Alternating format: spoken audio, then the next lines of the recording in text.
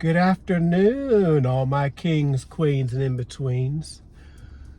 This video is specifically for my fellow ex-Jehovah's Witness friends and family. It's a hard road to maneuver, and that's okay. It's okay to have tough times, because tough times gives you clarity on what you actually want, and it actually helps you hone in and focus a little bit more. So there's nothing wrong with things being tough or difficult. But I do believe that when you're ready for assistance, if there's some assistance there, that's nice. So that's kind of the purpose of this video, is just to give you a window into something that I believe now, and how I got to where I'm at, and give you a new perspective on how to be okay with your past programming and how to exist in the now and prepare for your future. So with all that being said, how to have the programming and the belief system that we grew up with, how to have it in our head and not be miserable or not feel inadequate or not feel some type of need to escape or avoid or forget or muffle or suffocate a large portion of who you are, especially if you're like me, who didn't leave until later in life at 30. And there's people, leaving the organization in their 40s and 50s and 60s and 70s. It's happening more and more right now with everything that's going on, and people starting to really care about their happiness.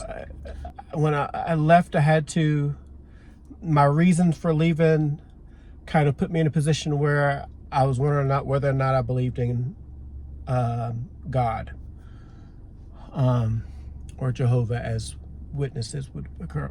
So I went atheist for a couple weeks, and I didn't like how it felt. So I had to kind of reconsider what a relationship with an Almighty meant for me personally. And I found a really good book called God Without Religion. And it helped me put into perspective how humans have taken this concept of God and put parameters on it and boxed it in and labeled it. And then if you believe this, then this is what God is. And if you believe, and they've muddied the waters, and they've made it unclear. And when something you don't even understand what it is, how are you supposed to put implicit trust in it and faith in something that you don't even understand? You're just supposed to expect that it's so. It helps kind of redefine that. And so then I went on a non-denominational Christian kind of journey. That was good. That served me for a while. And then I went on, allowing myself to look into other religions, not necessarily practice them, but just to read on them and figure out what it is they believed and how they operated and why they operated the way they did, what they expected to get from their traditions or their beliefs and whatever. And that served me for a while. And then I kind of got to where I am now, more into the energy of the earth and how energy in the universe operate. And that leads me to my belief about God now is, if you still want to kind of believe the Bible says God is love. 3 simple words, but so profound. God is, emphasis on is, love. Love is not a person. Love is not, love can be a person. Love is all encompassing. Love is. It's kind of a shorter sentence to just say love. It, like, It's a noun, it's a verb, it's an adjective, it's all things, and that's what God is. And humans, mankind, is made in God's image. So we are both God and human. The energy, God, love, is what is inside of us and makes us operate and makes us run. And so we can harness that energy and that power. So when you're leaving the organization and you're trying to figure out what to believe and trying to figure out how to erase your programming because you feel like it's harmful or it doesn't serve you anymore, but it's always been a struggle of, oh, why do I think this? Why can't I get away from my old programming? What I've come to understand or appreciate is maybe I don't need to escape it. Maybe I just need to redirect it or update it. Take the parts that serve me and redistribute it in another section of my life. Basically what I mean is, if you view there's a lot of pressure with any religion that's associated with do this perfectly, or try your best to be perfect so that you can please this almighty being that determines whether or not you're saved. That belief never really sat right with me anyway, because it felt like especially with JWs, the bar was always moving.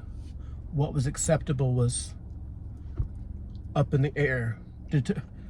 We had to wait on instruction from other humans to tell us whether or not something was okay.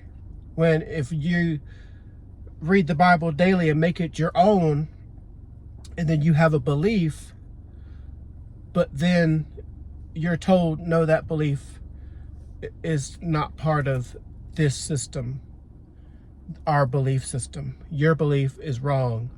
You have to believe this.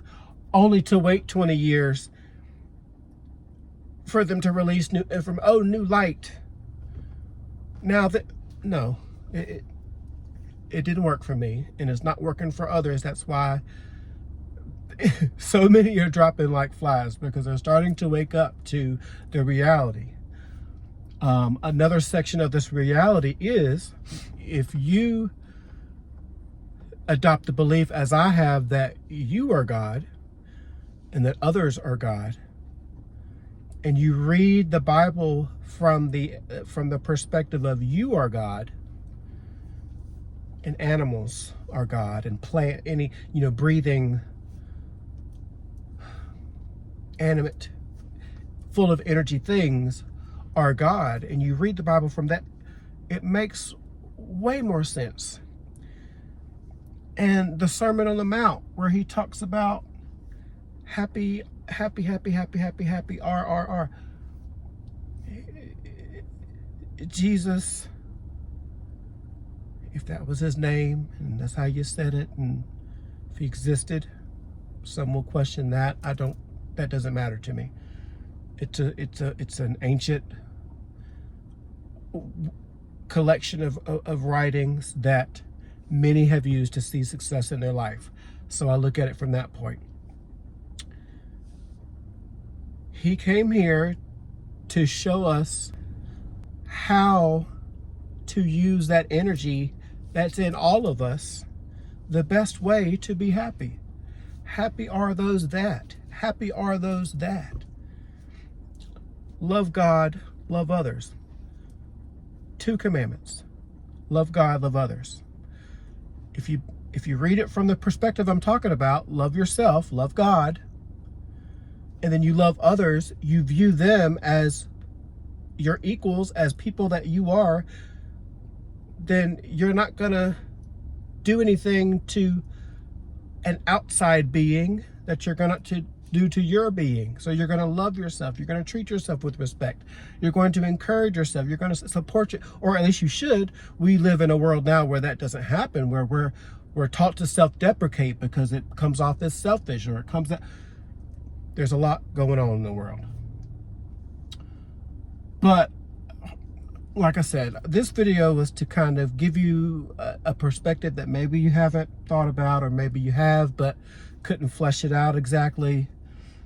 My belief at the current moment, because that's all that ever matters, is what you believe right now, what you feel right now.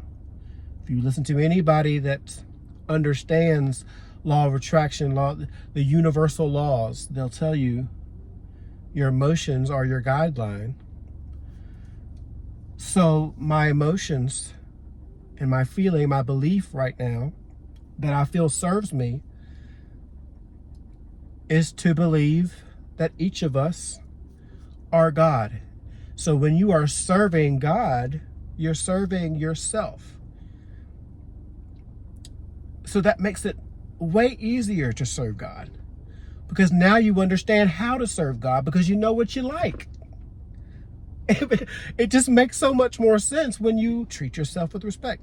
When you encounter another God being, you understand that they're not better than you, they're not higher than you, that you're the same energy, just in a different human body, in an animal body, in a tree. You know, you're not going to destroy a tree just because you want. You're not going to, you know, there's a lot that comes with it, and you're going to do whatever it is you have to do in that moment.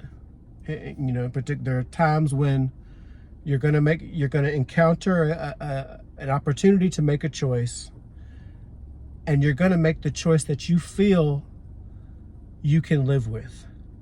Sometimes that's going to affect a best friend, a job, a boss, or whoever. Our lives intersect with each other. And sometimes the choice you make is going to impact them, whether positively or negatively.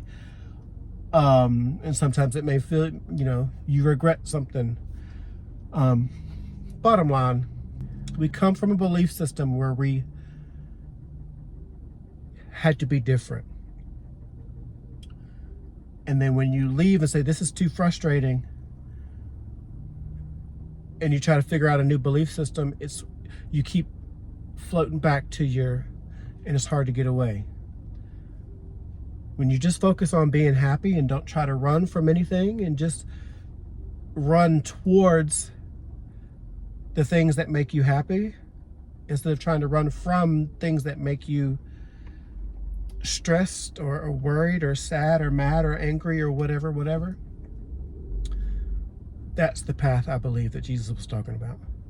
Walk the narrow path of those choosing happiness. Most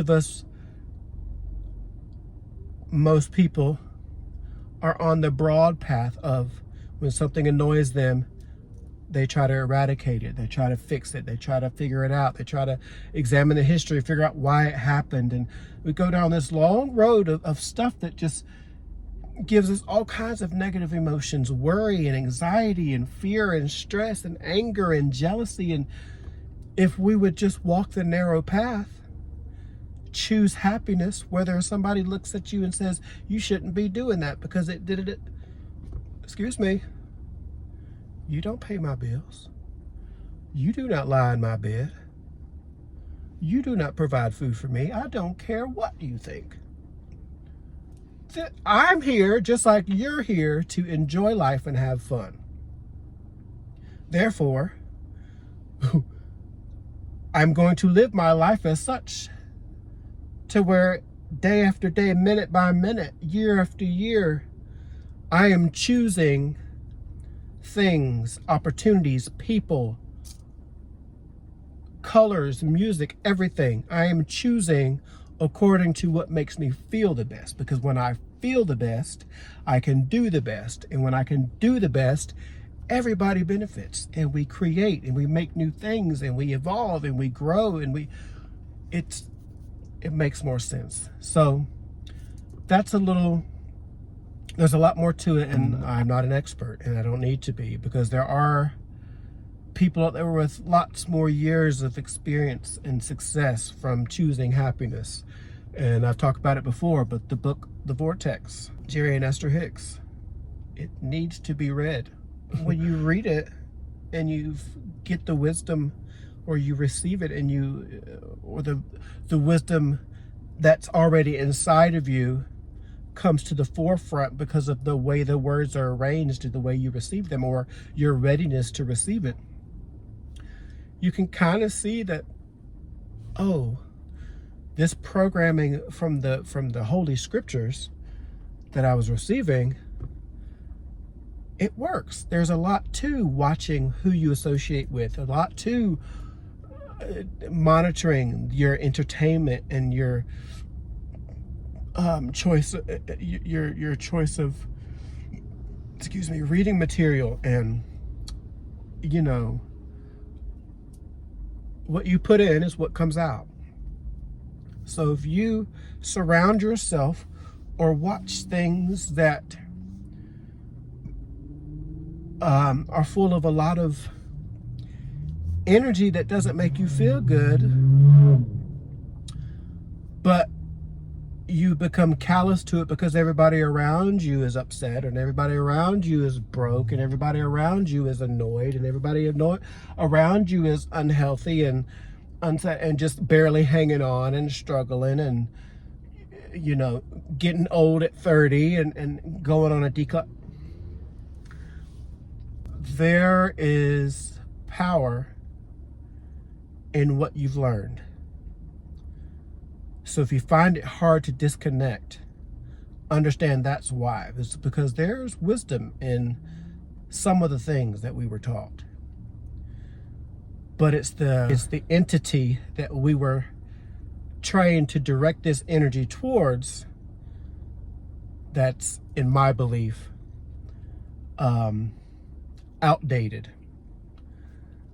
I won't say it's wrong. I'll say it's outdated. We've come a long way on planet Earth since those words were written, and things have changed. There are things that never change just because they are the true nature of things. And then there are things that take on a different meaning because of the newness that is introduced into our world on a daily basis.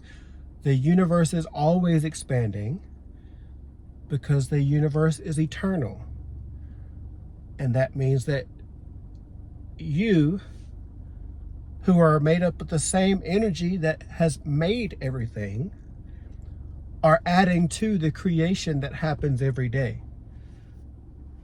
So that means that things can stay the same but have a different meaning. Look at the swastika in Japan or wherever it was. It meant something, and then it was adopted by somebody else that changed the meaning, and so now it's looked at as a bad thing. Look at, you got lots of speculation on the rebel flag. It was supposed to mean such and such, but because it was adopted by a certain group of people that had a fanaticism about their energy, it took on a different meaning, and so now it means this. It happens with everything and everyone. But when you understand it, you can say, I identify with it or I don't. If you don't like it, don't look at it, don't talk about it, don't hang around it. Leave it alone, and it cannot affect you. If you encounter it again, it's only because you have somehow introduced the energy back into your life. Through your thoughts, through your associate, through whatever. There are things that cannot affect you on a grand scale, as long as you just leave them out of your purview. Is the wrong word. Just don't.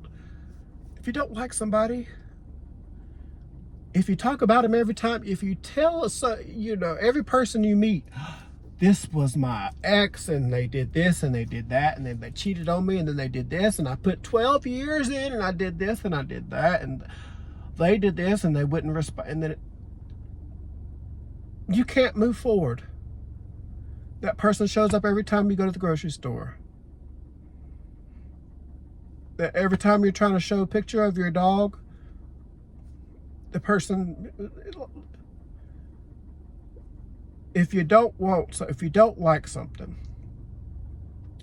don't talk about it, or else it will remain forever in your environment.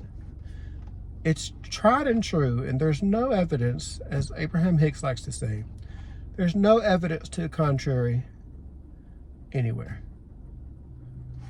What you focus on is your reality. I really don't want to get into politics, but there are people who win elections that should not, by lots of people's perspective or opinion. But they win anyway. Why? How? Because not only are they being supported by the people who do identify with their beliefs, they're being hated and talked about and focused on by the people who don't identify with their beliefs. But the universe doesn't recognize yes or no, it recognizes energy. So if you're hating someone, it is still energy directed towards that person. Therefore, momentum and power goes their way.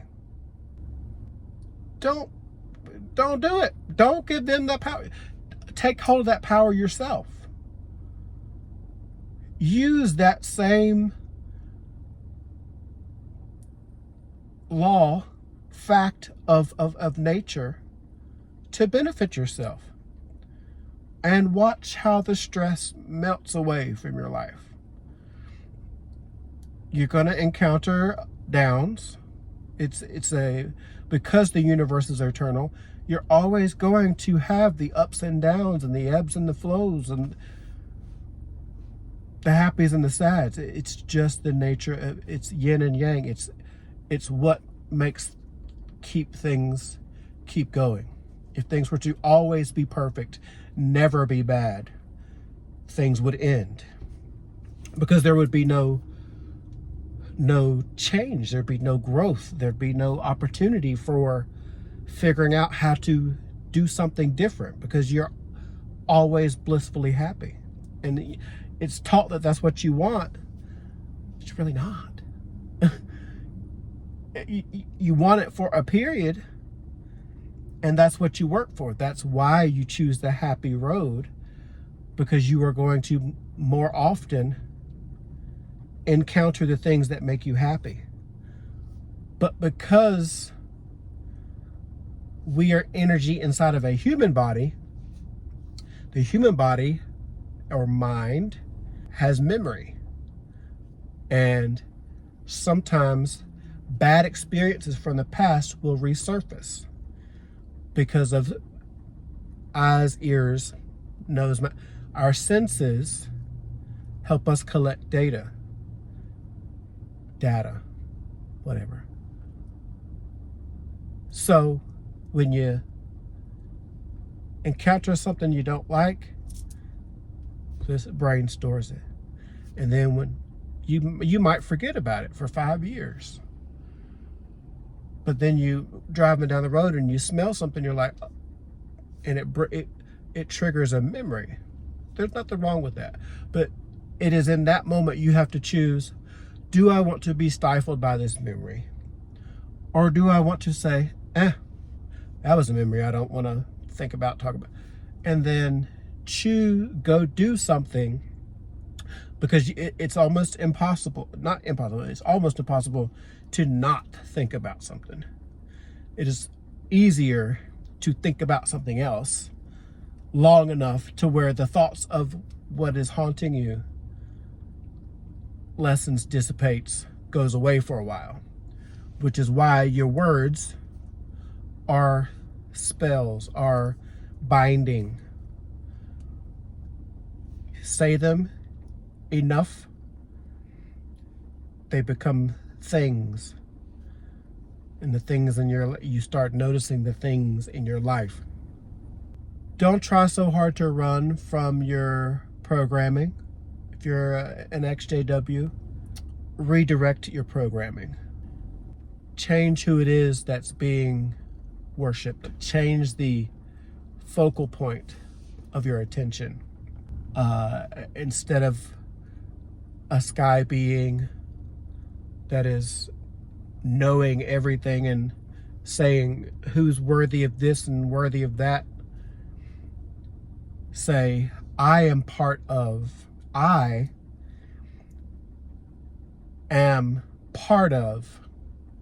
the all-knowing. What I see in the data that I gather adds to the all-knowing. So instead of it being a person, it is a person and a thing and a verb and a color and a sound. It is all things. That is what God is.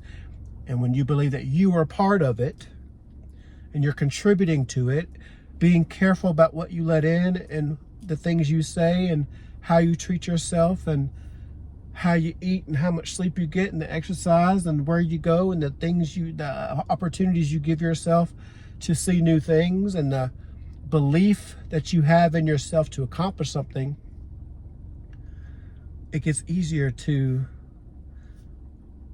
appreciate your background, your upbringing, your programming. And you don't have to try so hard to shed it or get rid of it or buck against it, because it's actually benefiting you to choose your happiness. So maybe that helps, maybe it doesn't.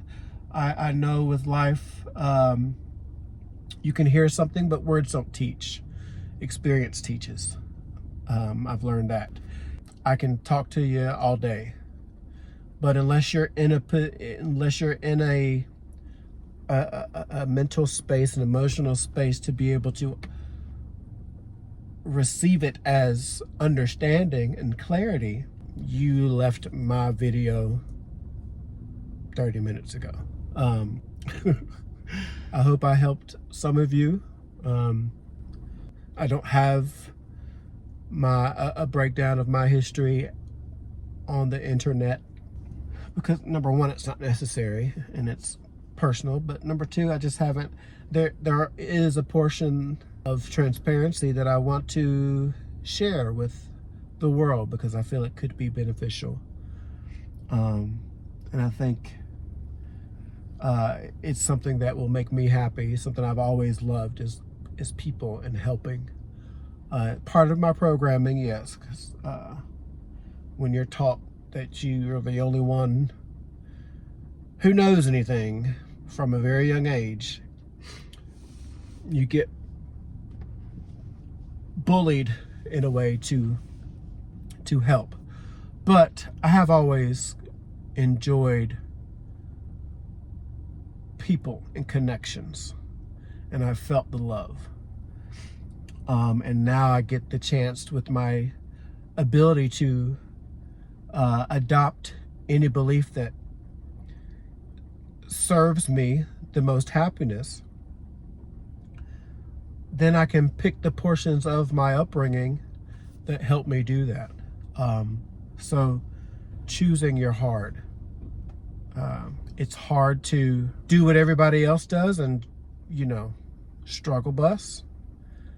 It's hard to be different from everyone and choose yourself and be eccentric and be weird and be crazy and be out of this world and be living in your own reality, separate from reality. And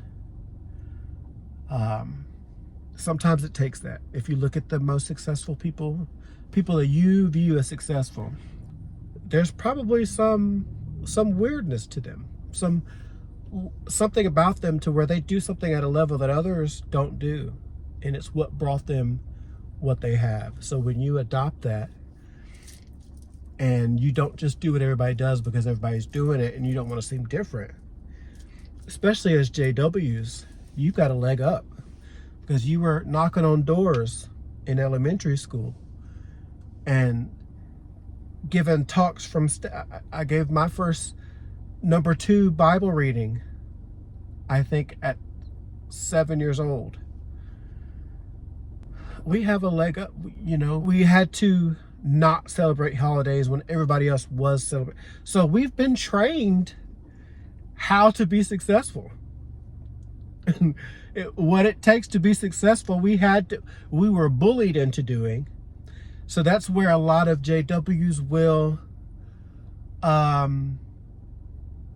you know, when they scare you in the organization and talk about, oh, your life is just miserable. You just, you know, people don't trust you and people backstab you and you're going to end up in a ditch, and, you know, all the different ways they try and scare you to stay inside the organization. Sometimes those things happen because you're running from the training that's actually good, but the danger was the heads of the organization, those old men up there. There's an ulterior motive, and that is real estate company. I'm not going to get into that. There's plenty of YouTubers on the internet that will delve into the finances of the Jehovah's Witness religion and how they're misappropriated for different things. It's not my job to do that. It's already been done. I'm not going to repeat it. So that's I don't like to speak out against the JWs because I believe that every religion can serve people for a section in their life. It served me, you know, never been arrested, never, you know, don't have any illegitimate children. I'm not in a loveless marriage. Like, there's a lot of benefit that came from my upbringing, and I can appreciate that. But there came a time in my servitude to God, once I understood that, you know, I was in a situation where it was either live a double life and develop an ulcer from that lifestyle, or take my life because I couldn't be the true me in that organization. And I chose option C, to serve God. And it's a lot to take in when you start understanding more than what you have known. It really puts you in a new position to enjoy life. And I know there's a lot of XJWs that struggle. They could be out for 30 plus years. But because they never came to a reconciliation about their upbringing or about what they believed, or they never adopted a new belief, they just tried to pick up the pieces from being dropped, you know, dropped completely by everybody they know. When you're in that organization, you're blind to how things are because you're kept from it. So if you reach a point in your life where what you're doing is making you miserable and you choose to leave, you have nothing. Especially if you're a sister, a female. We're not encouraged to go to school, so no college degrees. Most of the time, you're getting married at 18, 19. So if you're a sister who gets married by, you know, a 22-year-old regular pioneer that swooped you up and he's going to take care of you, but you're unhappy because once you moved in together, the habits, the everything of this person, you reached a point where it no longer makes you happy, but now you're stuck.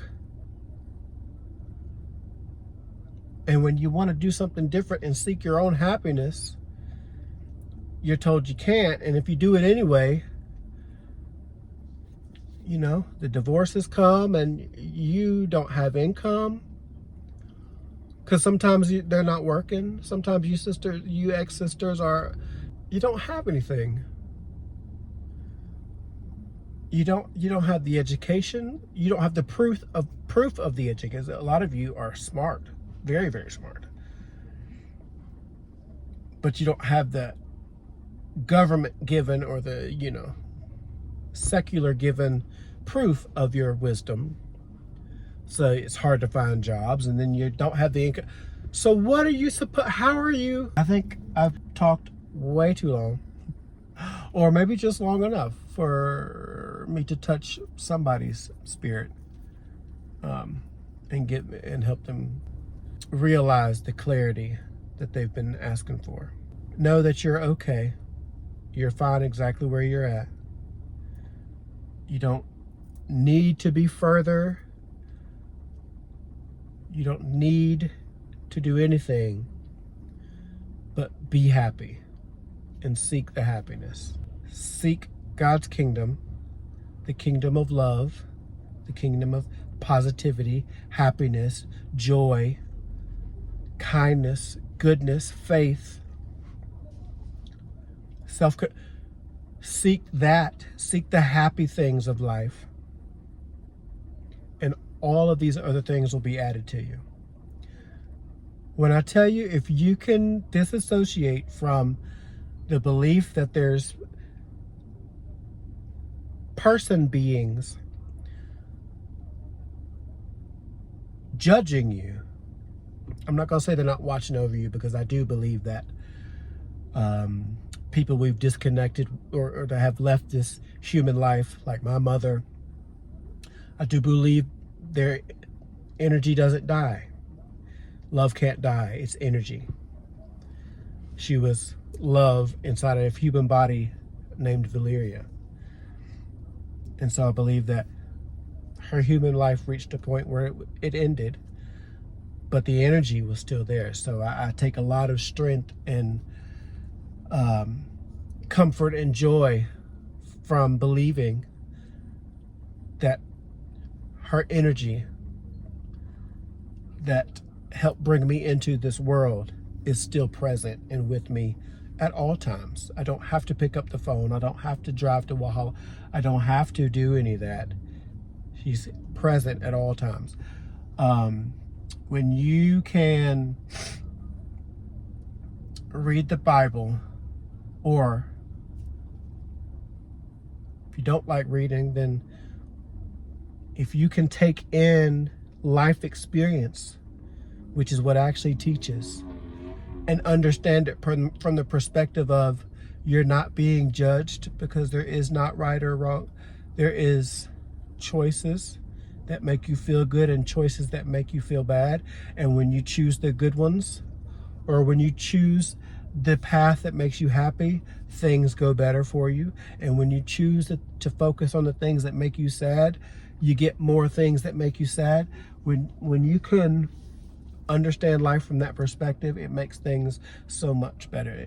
Your bad experiences don't last as long because you recognize them much quicker, and you can make the mental choice.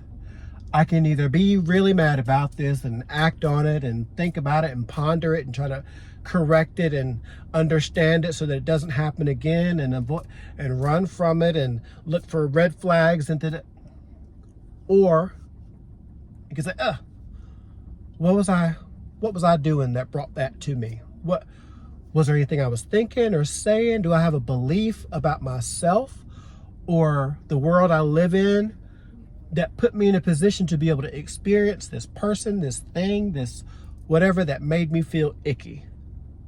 Once you do that, either with the help of a therapist or a partner or somebody or enough meditation, that's what really helps, is the silence and tapping into God, tapping into you.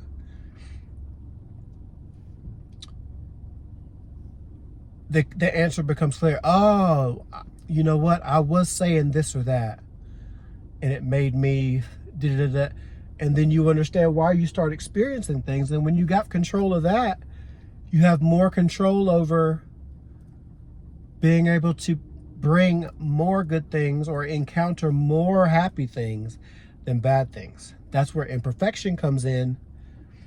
It's not so much imperfection, because if something was perfect, like I talked about earlier, it's not everlasting.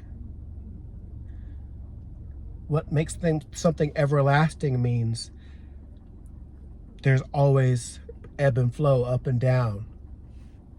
Jesus flipped tables. And it's like, why are you? He was not it's taught Jesus was perfect. He was in a place where mentally he had had enough. You can't do this. Get out.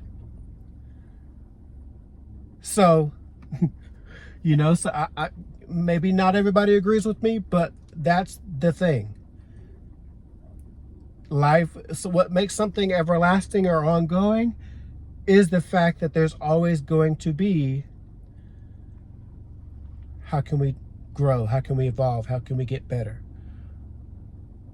He was a master, the greatest one so far, to show a world of people how to tap into creating more happy things in your life. There have been others, but many different names.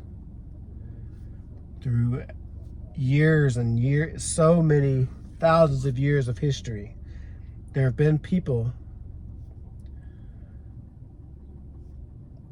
that tapped into the energy of recognizing who they really are and then utilizing that to live a happy, successful life. So I hope that helps. If you got any questions or different perspectives and you want to challenge me, I'm always open to being challenged. That's what causes things to go around. That's what causes growth. If you find out something you didn't know or didn't think about, it changes how you view things and improves how you do things. Because even if you encounter something that you don't agree with, it reinforces your belief so that you can do it at a different level, because now you really believe what you believe. You see how that worked? Like, I may or may not be making sense, but I hope it touched somebody, hope it reached somebody. You're good. You're good where you're at. Believe in yourself. Do more of the happy and way less of the disappointment and the fear and the worry and the confusion and the doubt and the anxiety. Do way less of that. And the way you do way less is by doing more of the happy. Because like I said, there is no saying no to something. So you can't say, I don't want to be mad, I don't want to be mad, I don't want to be mad, I don't want to be mad.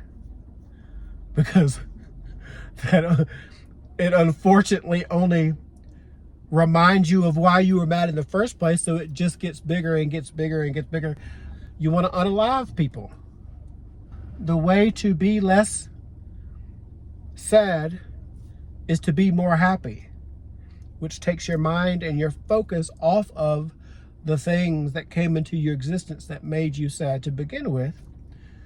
And the universe, yourself, God, can attract or deliver more things that match the happy energy, the expectant, the blissfully exuberant, those things. So that's how you do that. It comes with practice. It can't be done immediately. I watched a video this morning that really helped me about not overthinking and not trying to be perfect, and allowing yourself to, how did he say it? He said, allowing yourself to suck. It's okay to be bad at something. And I didn't realize how much I was focused on needing to be perfect. But when you're a JW, that's all you know, especially if you have a parent that is on the controlling, do what I say because I say so type energy. That's all you know, is you're not doing good enough. They've even got one of the conventions or whatever it was that released by the JWs a while back. Is your best good enough? The hell? That best is my best. Yes, there's balance in evaluating the level of your effort, but not at the expense of making you feel like what you have done is insufficient. What you have done is exactly what you need to have done to get to where you're at. And if you want to be somewhere else, just say, okay, I'm over where I'm at. It was here, I'm done with it now. I want to be somewhere else. Then and only then are you in need of reevaluation or recalibration, because you've now said, I want to be in a different place, a different spot, a different feeling, a different emotion, a different level, whatever. Then say what I need to focus on to get that differentness. And then you go do it. And however much you want of it, or how quickly you want it to come, or whatever, determines how much effort you put in. And that's how you regulate your life. I want something different. How do I get that? It looks like these people are doing that and getting that. These people are that and also getting that, but they've got more of that. Which one's the happiest? They seem really happy and they have the things that I want. I'm gonna try it their way. And then go try. Don't worry about nothing else. Go try it. In the experience of trying it, you encounter choices. I tried it. I encountered this.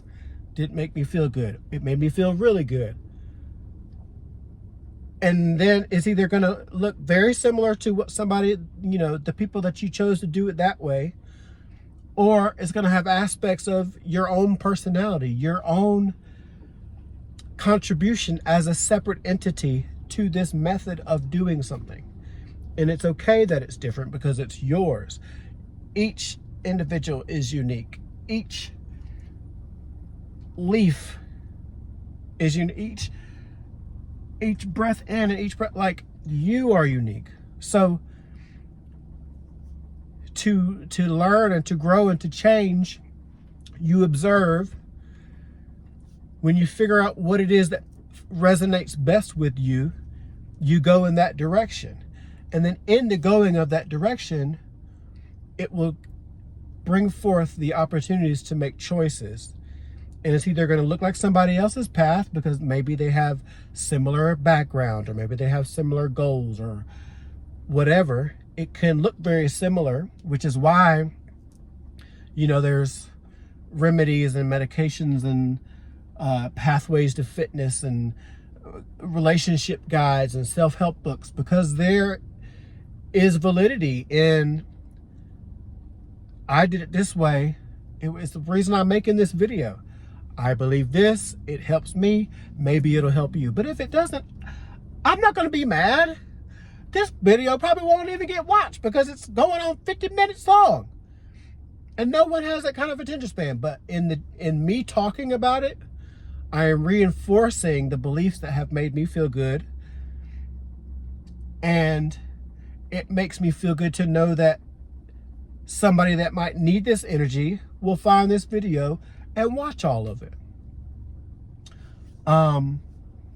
Yeah, so just do more of that. Do more of the getting happy, and less of the well, I'm really happy, but those three people over there at the lunch table are really mad. And if I go over there because I don't want to be alone, I don't want to go over there and look really weird and be the only happy one.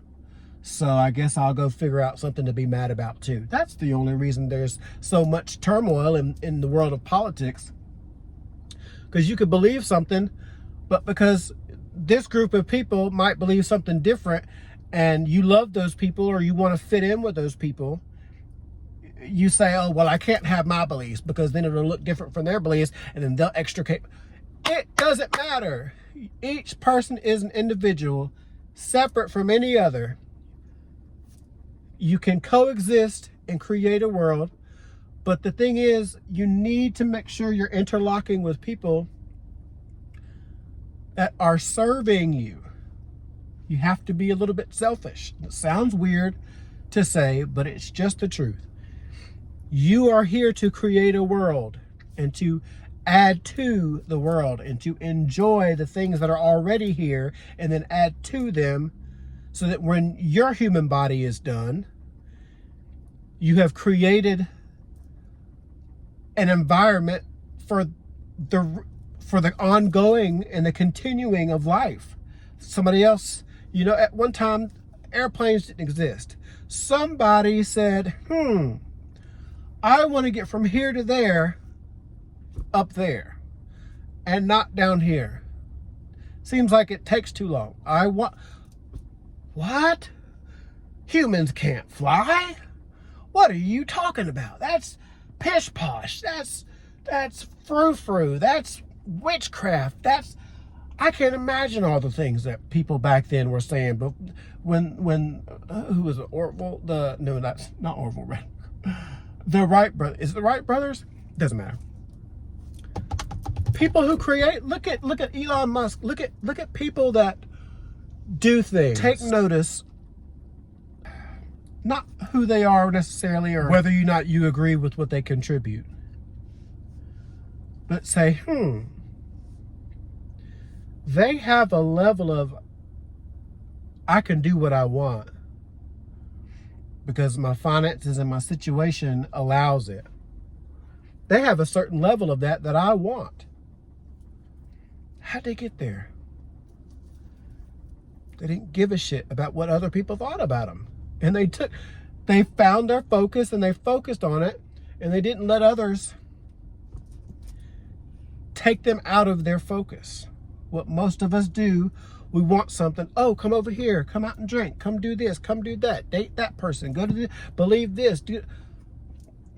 We are constantly bombarded with data to take in, and we don't, as humans in this day and age, currently, I believe it's going to I felt a shift in the last couple of years. I feel it's on the way to becoming better. There's a level of choosing yourself that has to come into play in this life, and it changes things for the better because you have happier people. And when you have happier people, you have more lovely experiences. And when you have lovely experiences, as the dominant energy, you have less and less and less and less of the scary, broke, murderous, all the things that people stress about and worry about and pray, don't have kids because they don't want to bring them into this scary world. Those things get less and less when the collection of the world becomes a little bit more individually selfish and care less about whether or not they're being judged by God and whether or not they're being judged by their family and friends. And they just say, this makes me happy, I'll do this. Now that's different from some, I can hear it right now. So you're saying that if somebody wants to murder somebody because they're mad at them, but it makes them happy to murder them, that's okay?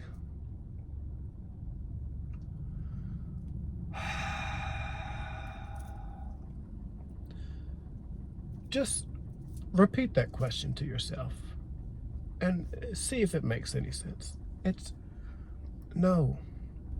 Somebody has angered you, made you feel uncomfortable enough to where you want to unalive them. That is not operating out of happiness and content or love. That is operating off of revenge and hate and discontent and unsettledness. There's a difference between the actions that are taken in different energies. So when you are loving yourself, somebody can cuss you out. But because you love yourself, you say, ooh, I could really damage this part. Look at Jesus. If you believe that he's all powerful, if you do believe that he's God, the people that had the audacity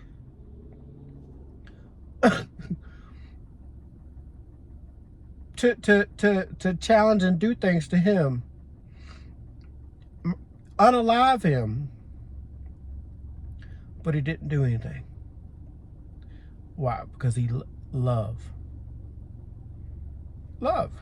When you're resonating with love, which is who you are at your core, somebody can do something to you, and your first instinct is not to say, gotta get you back.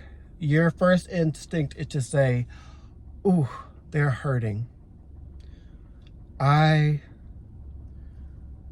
I'm not going to hang around this person. I'm not going to